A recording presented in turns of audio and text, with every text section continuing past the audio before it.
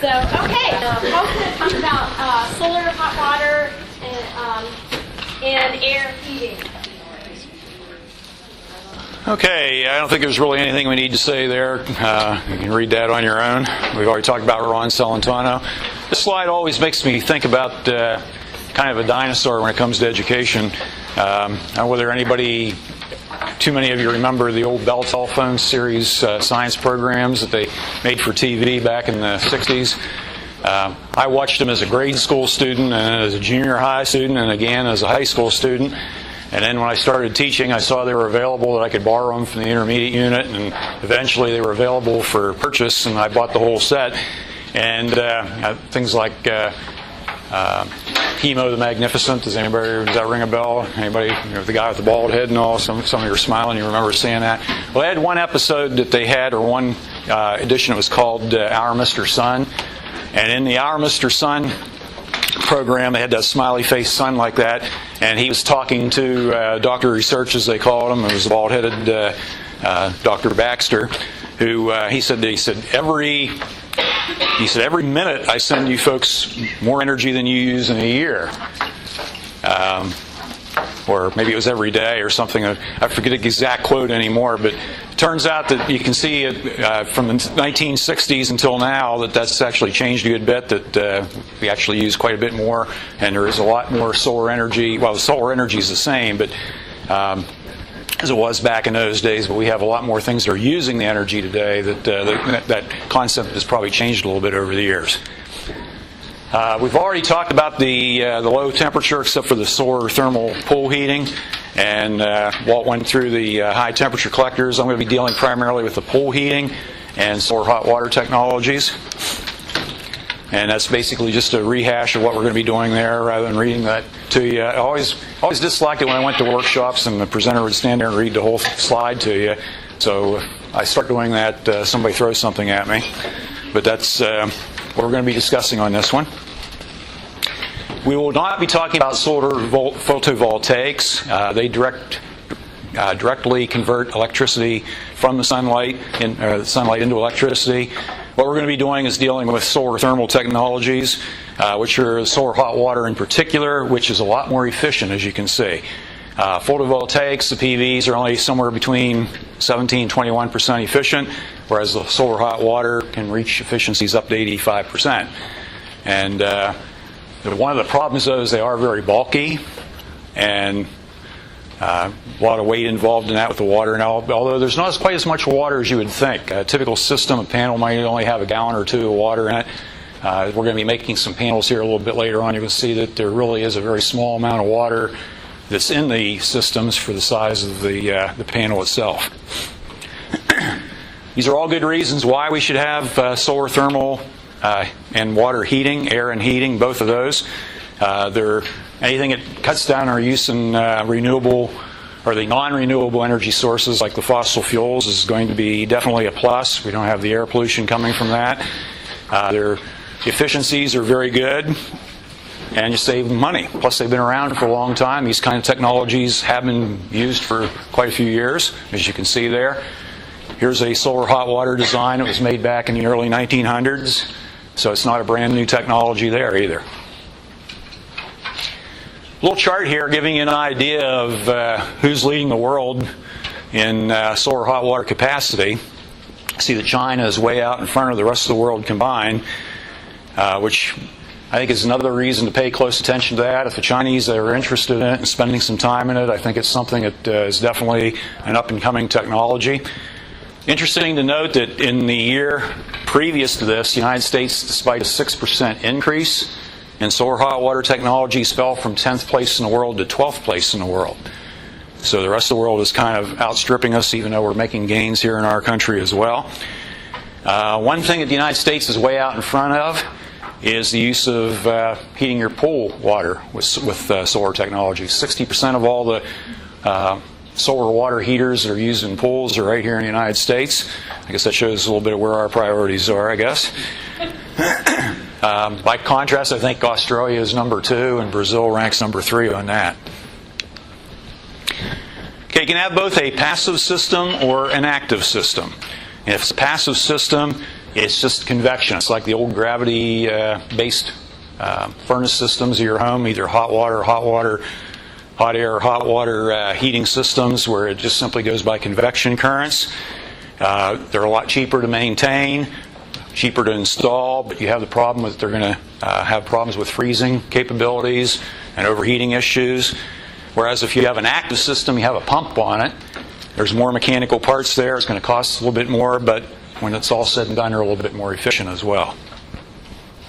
You could also have systems which are called direct or open, or indirect, which are closed systems. In an open system, it's the potable water that's actually running through there. You're using the water directly.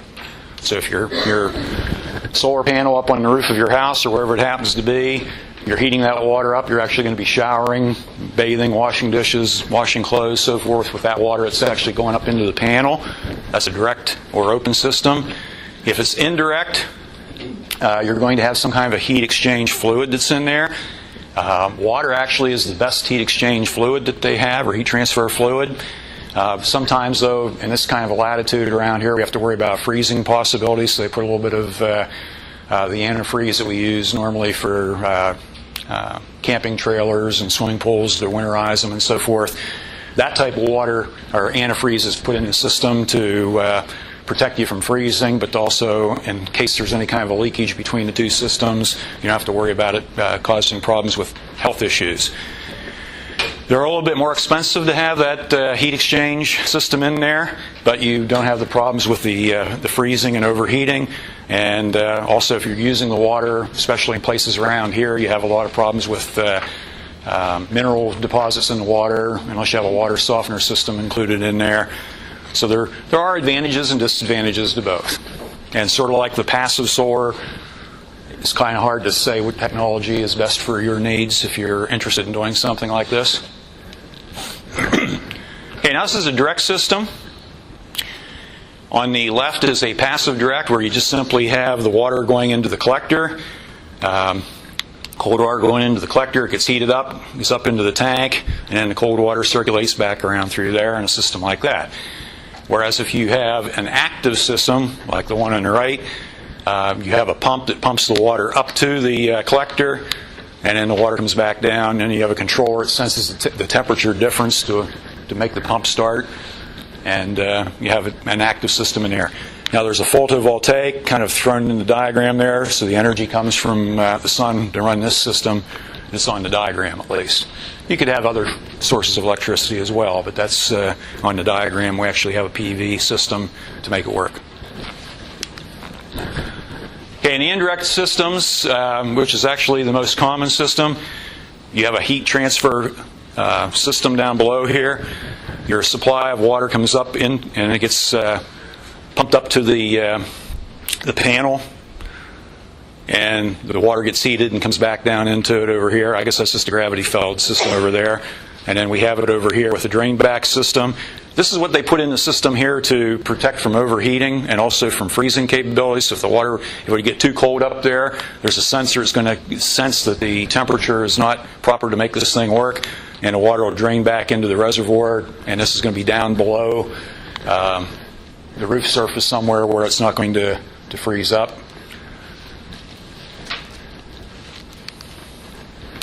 Solar pool heating is, like I said, the biggest use here in the United States, and can be very simple.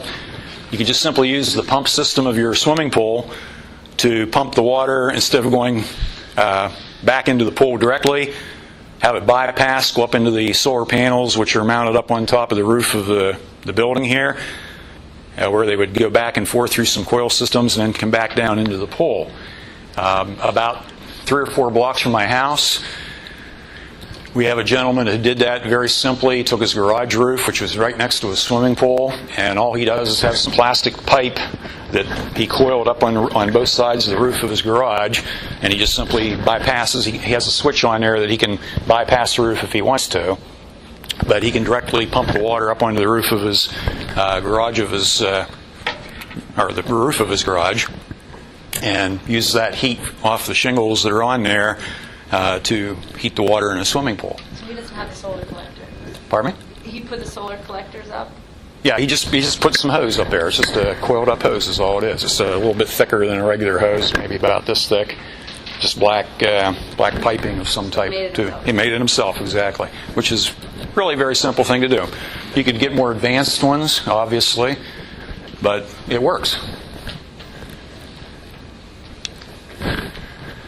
Here's one where you can actually have that be direct or indirect also. This one right here was one where it had a heat transfer fluid system with a tank. The swimming pool and the panels were installed in 1972. It's still working, but 34 years later they had to replace the tank.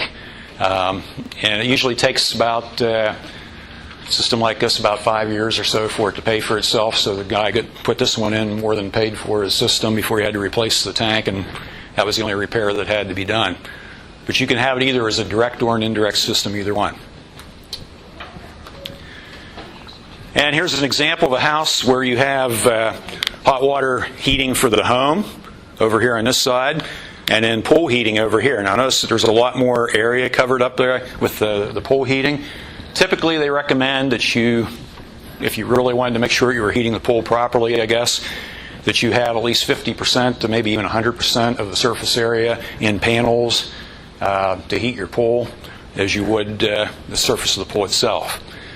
But anything would be a plus. Anything you do to cut down on your heating would be a plus there. And you can also see a little bit there, they have what they call glaze technology. Anytime you have glass involved in it, it's a glaze technology, as opposed to the coils up here that don't have glass covering them. That's an unglazed technology. And sometimes you'll see those words batted around as well.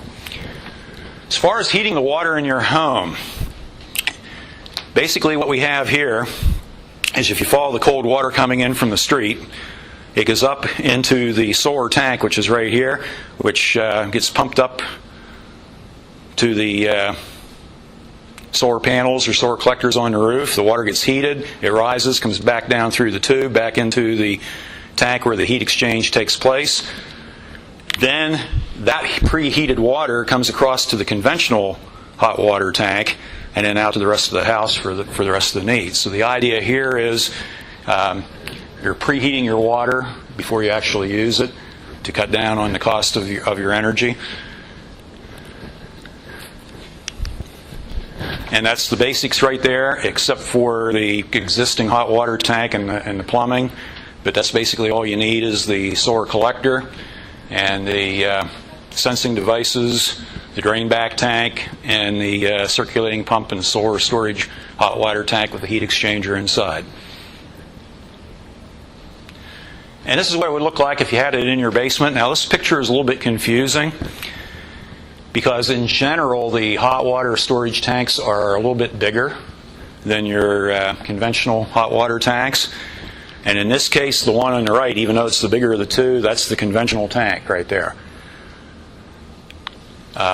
The solar hot water tanks are usually about 5.5 feet high, maybe 2.5 feet wide, and are usually a little bit larger. So this diagram looks a little bit confusing because it's the other way around on this. The solar hot water tank is over here, and you can tell because of the venting system for the gas heat going out through the side there. You can see the difference. You can see the pump, the gas plumbing coming into it as well. So you can tell that that's actually kind of reverse looking from what it would typically be. Okay, this is a diagram, well, it's a photograph on the left showing you the drain back tank and the storage tank. Again, this is what they would look like with the system set up. Inside the cutaway, you can see the coils that would be part of the heat exchange system, so you can get an idea what the business end of it looks like. And some of these are actually completely open that you can see.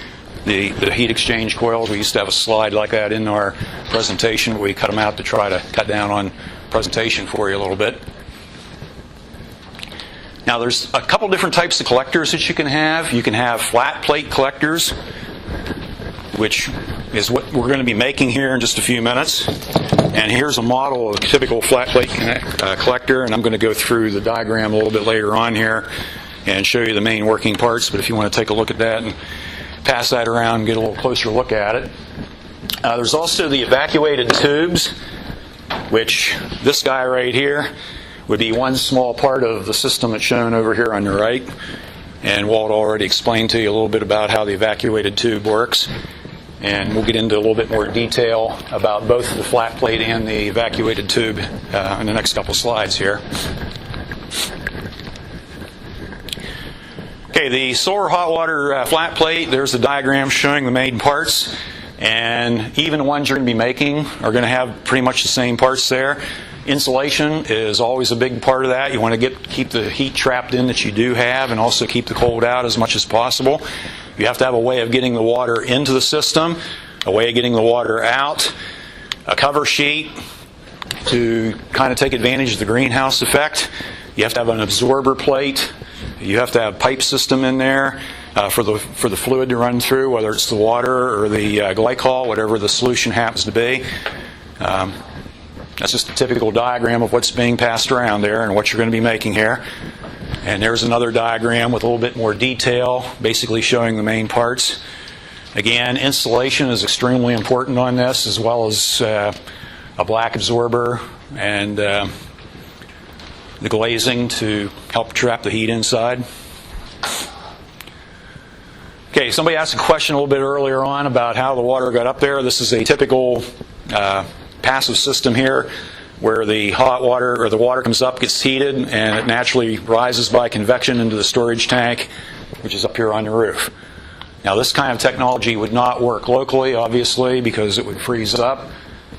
So this is only something, it's the simplest system you could possibly have. It's very effective and cost efficient and so forth, but it only works in climates where it doesn't get extremely cold or extremely hot, either one, because you can have problems with it overheating as well as freezing. But very moderate climates, this is the best system you could put in, very cost efficient. Okay, and there's the evacuated tubes, what they look like a little bit close up. They actually have an advantage to the evacuated tubes, a couple advantages, I guess. First of all, you can heat the water up higher than a little bit higher temperature. I think somebody pointed out here earlier that you worked with an evacuated tube where the temperature gets up over 200 degrees sometimes very quickly. So you get higher temperatures with evacuated tubes and you can heat your water up even warmer. Another thing that you can do is that they are more efficient earlier in the day and later in the day. And the angle isn't as critical. When you have a flat plate like this one, the sun has to be coming in more or less perpendicular, straight in for it to work really efficiently. Okay, straight down at the panel. Whereas the evacuated tube, the angle isn't quite as critical because of the curved shape. It can catch the sun. You can even have them straight up and down or vertical or horizontal, either one. They work better early in the day. They work better later in the day. So there are some advantages. One disadvantage maybe is the fact that they might break. You can break an individual tube, but the whole thing isn't probably going to break. So you can replace those and keep the system going. They don't shed snow as well because they don't get hot. Like those panels, the flat panel, the heat's going to come back up right at it, and the top is going to get hot, and it'll melt the snow off of it very quickly. But because of the evacuated tubes, the snow can accumulate on top of them, and they won't shed the snow quite as easily, so you can cut down your efficiency some in the winter if you get a storm or something like that. It takes a little bit more time because they don't get hot on the outside. And you probably found that as well. They stay very cool because of the insulation. Okay, the diagram there just giving you a little bit of an idea how the evacuated tube works. Basically, you're heating the fluid that's inside. The fluid rises to a heat transfer point, which is usually connected to a copper header somewhere up in through there. And then the fluid is then taken to either the heat exchanger or whatever it is, however it is you're going to be working your system, whether it's direct or open or indirect. And there's some advantages or some examples of the different ways you could mount your evacuated tubes. They could be roof mounted. They could be put on the side of a building, like these are. And the fact that they're curved, they're going to work fairly efficiently even if they aren't tilted towards the sun. So that's one advantage that you have with the evacuated tubes. No matter what kind of a installation you want to put in, site analysis is always an important part of it. You have to have the correct tilt, especially if you're talking about a flat panel. In general, what they recommend is you go about 15 degrees above your latitude, so you take advantage of the lower angled winter sun. Your orientation always has to be within 30 degrees of true south, and you have to make sure you don't have any shading affecting your panels between the critical hours of 10 o'clock in the morning and 3 o'clock in the afternoon. And a couple of the toys that we have with us to help with that is you can simply use this angle locator, and you can, as you can see there, you can figure out what your tilt needs to be compared to your roof or wherever it is you're going to be mounting it, so you can figure that out from that. We also have the Solar Pathfinder, which people who have been to our first workshop saw this in action before.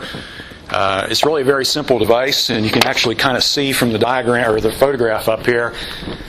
There's a bunch of little markings, little gradations on here, and by looking straight down at this thing, wherever, and putting it down at the site where you want to install your solar panel, you can actually see the effects of what's going to be potentially shading your solar panels at any particular time of the day in any particular month of the year. And you don't have to wait until that day or that time to see it. The little diagram actually is set up there to show you exactly where it's at. So by taking a snapshot of this thing placed in your correct location, you can tell exactly whether you're going to have shading problems and what's going to cause those shading problems, what month it's going to occur, what time of day it's going to be, just by simply looking straight down at this device right here.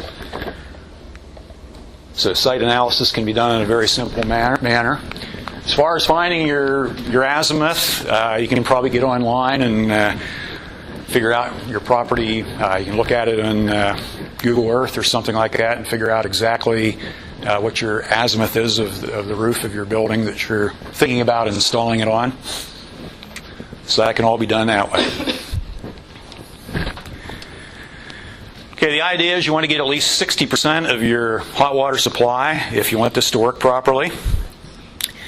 And I believe they use the example that if you had a family of 5 living in Massachusetts, which is a little bit further north than we are, you would need to have about a 120-gallon tank in your basement of the hot water, and you would also need 2 by 40 collectors, 2 feet by 40, not 40 feet. I'm drawing a blank on my numbers there.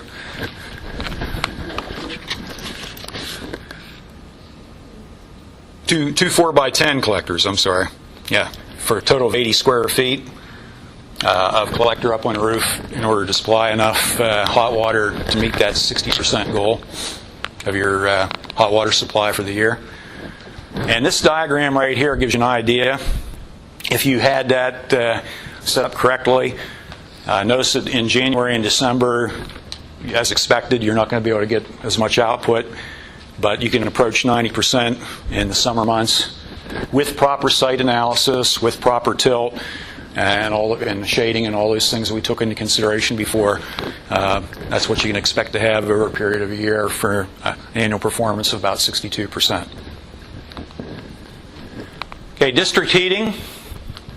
That's the idea where you can have a big apartment complex or townhouses or row homes or whatever that are all kind of designed with the solar thermal technology and use that as a centralized place to supply the hot water for the whole area.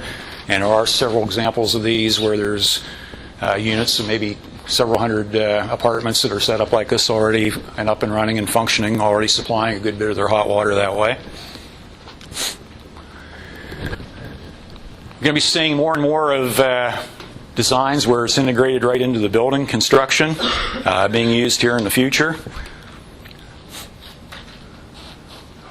Now, one of the objections that, one of the problems that we have is you have some excess heat from time to time, especially down south.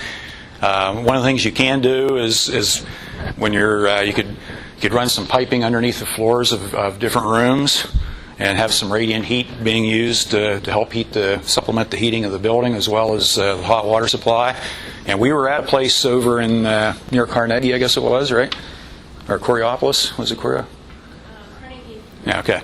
And where they actually have some panels up on the roof where they had the piping running underneath the floor, and it was doing a pretty good job. Other ideas, you could, before you put in a driveway, you could lay the piping underneath the concrete before you pour it, and use that to heat up the driveway so you won't have to worry about snow removal and so forth in the wintertime. Now, if you do something like this, you've got to be very careful to very well insulate this, because you don't want excess heat going out in the environment and wasting it and causing some other potential problems. But that certainly is a possibility that we could do. Sort of the idea that how many people went to Penn State? Anybody? Yeah, if we go on the Penn State campus, at least the older part of campus, they have the boiler building down there, and a lot of the sidewalks have steam tunnels going right underneath them. And most of those sidewalks in the wintertime are completely snow-free and even completely dried up because the steam ducts running right underneath the sidewalks. Pretty much the same concept as this. Some people object to the idea of solar panels because they kind of ugly looking.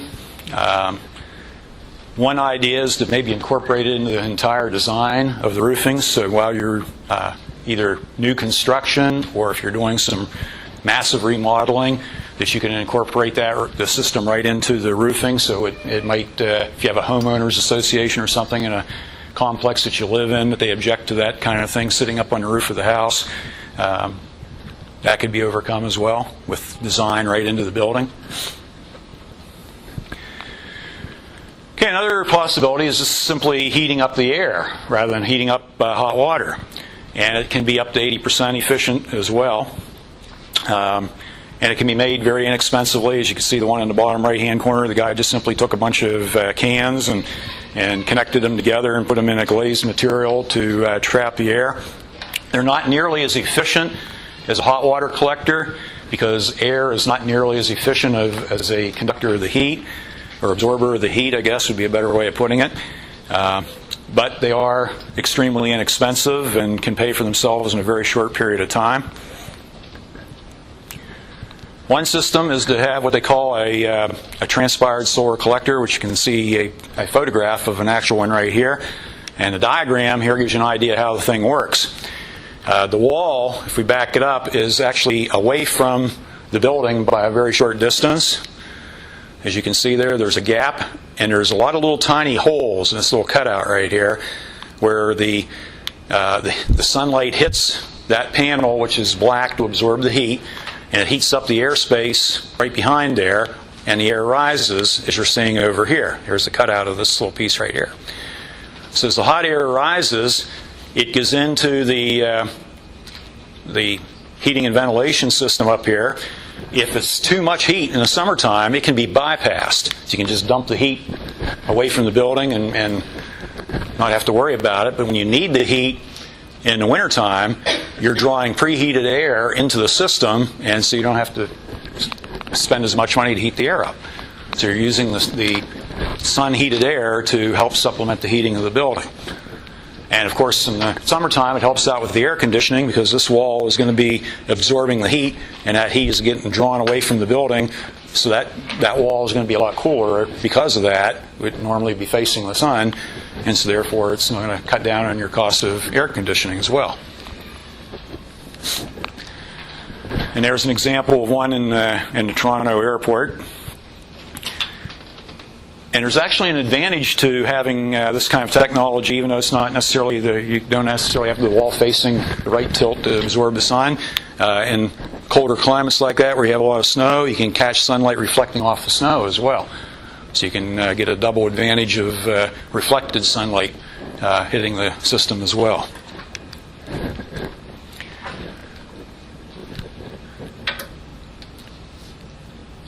Okay, this is another system of air heating that we can have, and it's kind of cool thing here. You can incorporate this with your PV system.